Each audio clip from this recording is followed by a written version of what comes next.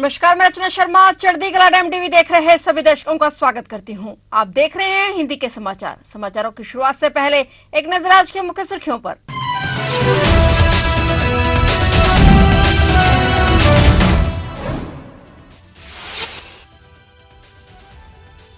Captain Anshuman Singh विवाद के बीच सरकार का बड़ा ऐलान। जवान के शहीद होने पर मिली राशि पर 50% माता पिता का हक। मध्य प्रदेश के सीएम मोहन यादव ने किया बड़ा ऐलान।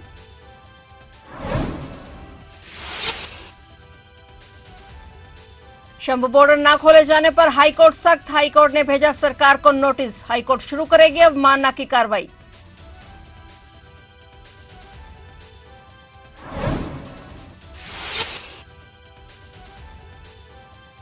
गोंडा रेल हादसे में बड़ा खुलासा। इस पटरी पर धीरे चले जारी हुई थी चेतावनी। ड्राइवर ने नहीं मानी बात।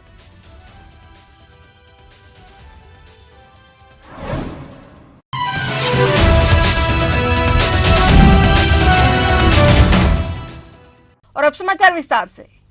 मध्य प्रदेश सरकार ने शहीदों के परिजनों के लिए मुआवजे को लेकर अहम फैसला किया है। मध्य प्रदेश के मुख्यमंत्री मोहन यादव ने घोषणा की है कि शहीद के परिवार को दिए जाने वाला 1 करोड़ रुपए का मुआवजा पत्नी और माता पिता के बीच समान रूप से बांटा जाएगा। इस घोषणा के मुताबिक अब शहीद की पत्नी को 50 लाख रुपए और माता पिता को भी 50 लाख रुपए मिलेंगे। यह फैसला कैप्टन अंशुमान सिंह से जुड़े विवाद के बाद आया है, जो 19 जुलाई 2023 को सियाचिन में सेवा के दौरान शहीद हो गए थे। कैप्टन अंशुमान ने अपने साथी सैनिकों को आग से बचाया था, लेकिन दुखद रूप से उनकी जान चली गई। इस घोषणा से पहले नेक्स्ट ऑफ किन नीति में कहा गया था कि यदि कोई सैनिक अविवाहित था तो उसके माता पिता को पूरी राशि मिलती थी। हालांकि यदि सैनिक शादीशुदा था तो उसको पत्नी को पूरा मुआवजा मिलेगा। अंशुमान के माता पिता का कहना है कि यह अनुचित है, क्योंकि वे भी अपने बेटे के बलिदान के लिए मान्यता और समर्थन चाहते थे। उन्हें चिंता थी कि सम्मान और वित्तीय मुआवजा पूरी तरह से उनकी पत्नी स्मृति को मिलेगा। हरियाणा पंजाब सीमा के शंभू बॉर्डर को खोलने का आदेश नहीं मानने पर याचिकाकर्ता एवं अधिवक्ता उदय प्रताप सिंह की ओर से हरियाणा के मुख्य सचिव को अवमानना नोटिस भेजा गया है। पंजाब एवं हरियाणा हाईकोर्ट ने विगत 10 जुलाई को जनहित याचिका पर सुनवाई करते हुए आदेश दिया था कि 1 हफ्ते के अंदर हरियाणा सरकार राष्ट्रीय राजमार्ग पर की गई बैरिकेडिंग हटाए। इस आदेश की समय अवधि 17 जुलाई को पूरी हो गई थी और आदेश नहीं मानने पर मुख्य सचिव टीवीएसएन प्रसाद को नोटिस भेजा गया है। हाईकोर्ट के आदेश के बाद कानून व्यवस्था खराब होने के दलील देते हुए हरियाणा सरकार ने सुप्रीम कोर्ट में याचिका दायर की थी। उस पर सुनवाई के दौरान सुप्रीम कोर्ट ने हाईकोर्ट के आदेश को सही बताते हुए याचिका खारिज कर दी थी। इसके बाद एक और एसएलपी सुप्रीम कोर्ट में दायर की गई, जिस पर 22 जुलाई को सुनवाई होनी है। मुख्य सचिव को भेजे गए नोटिस में कहा गया कि अगर 15 दिन में हाईकोर्ट के शंभू बॉर्डर खोलने के आदेश की पालना नहीं की जाती तो इसके बाद सभी संबंधित अधिकारियों के खिलाफ हाईकोर्ट में अवमानना की कार्रवाई शुरू की जाएगी। यह नोटिस हाईकोर्ट के आदेश के बाद न्याय के लिए जारी किया गया है, क्योंकि इस आदेश पर सुप्रीम कोर्ट ने ना तो रोक लगाई है और न ही इसमें बदलाव किया है। ऐसे में राज्य इस आदेश को मानने के लिए बाध्य है। उत्तर प्रदेश के गोंडा जिले में कल चंडीगढ़ से डिब्रूगढ़ जा रही गोंडा गोरखपुर रेल खंड पर मोतीगंज तथा जिलाही रेलवे स्टेशन के बीच चंडीगढ़ डिब्रूगढ़ साप्ताहिक एक्सप्रेस के 8 से अधिक डिब्बे पटरी से उतर गए थे। इस घटना में अब 4 यात्रियों की मौत हो गई है और अब 32 अन्य घायल हो गए। अधिकारियों ने यह जानकारी दी।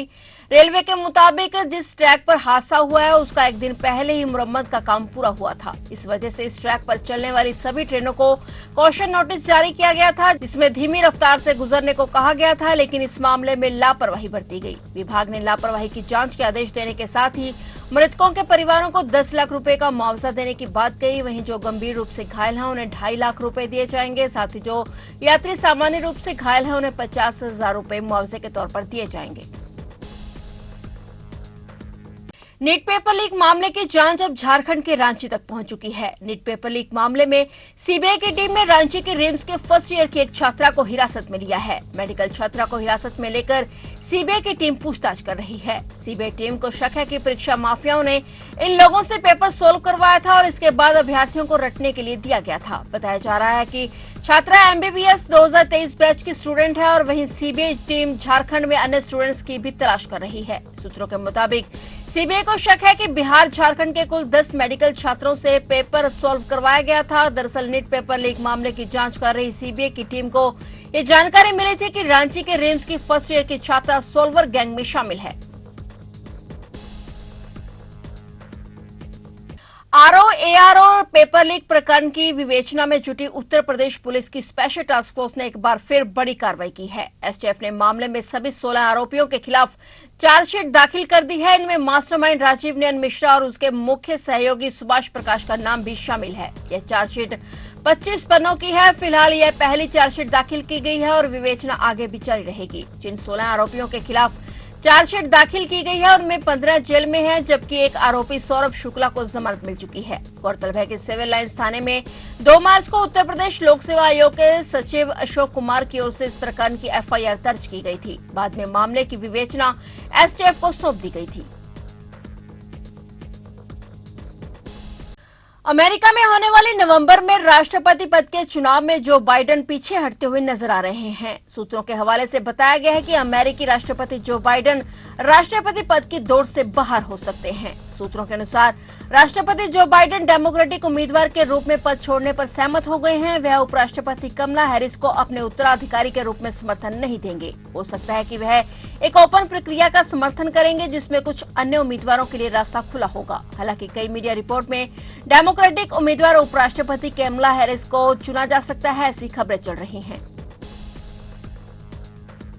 चुनाव खत्म होते ही हिंसा की आग में ब्रिटेन जलने लगा है। ब्रिटेन के लीड्स में दंगा भड़क उठा है। सड़कों पर जमकर उत्पात मचाया जा रहा है। पुलिस की गाड़ियों को तोड़ा जा रहा है। जगह जगह आगजनी की जा रही है और हिंसा की डराने वाली तस्वीरें सामने आ रही हैं। लीड्स में भड़की हिंसा और दंगे का कारण लोकल चाइल्ड केयर एजेंसी की तरफ से बच्चों को उनके माता पिता से अलग करना और चाइल्ड केयर होम में रखना बताया जा रहा है। वहीं पुलिस ने इसे गंभीर दंगा बताया और लीड्स के लोगों से घरों में रहने की अपील की गई है और हरे हिल्स इलाके में भारी पुलिस बल तैनात किया गया है। स्थिति को नियंत्रण में लाने के लिए कई सड़कों को आम लोगों के लिए बंद कर दिया गया है और उन इलाके से दूर रहने की सलाह दी गई है। कनाडा जा रहे वहां रह रहे भारतीय छात्रों के लिए बड़ी खबर है। कनाडा का स्टडी परमिट कनाडा की स्थायी नागरिकता पीआर पाने की गारंटी नहीं देते हैं और वे सिर्फ इसके सहारे ही कनाडा के सिटीजन नहीं बन सकते हैं। कनाडा सरकार के इमिग्रेशन मंत्री मार्क मिलर ने यह चेतावनी दी है। इंटरनेशनल स्टूडेंट्स को कहा गया है कि यह पूरी जानकारी लेकर ही कनाडा आए। दरअसल कनाडा इस समय रिकॉर्ड संख्या में इंटरनेशनल स्टूडेंट्स को एडजस्ट करने के लिए संघर्ष कर रहा है। मिलर ने कहा है कि जरूरी नहीं है कि स्टडी वीजा पीआर का रास्ता हो। कनाडा सरकार ने ऐसा कोई वादा नहीं किया है। उन्हें कनाडा में स्किल हासिल कर अपने देश वापस जाना चाहिए। उन्होंने कहा कि हमने कनाडा में इमिग्रेशन बढ़ाने को लेकर एक आम राय बनाई, लेकिन अब इसमें कमी देखी जा रही है। हालांकि कई इमिग्रेशन जानकारों का कहना है कि यदि सरकार सख्ती करना चाहती तो वह एक्सप्रेस एंट्री के जरिए अभी भी बड़ी संख्या में लोगों को पीआर क्यों दे रही है।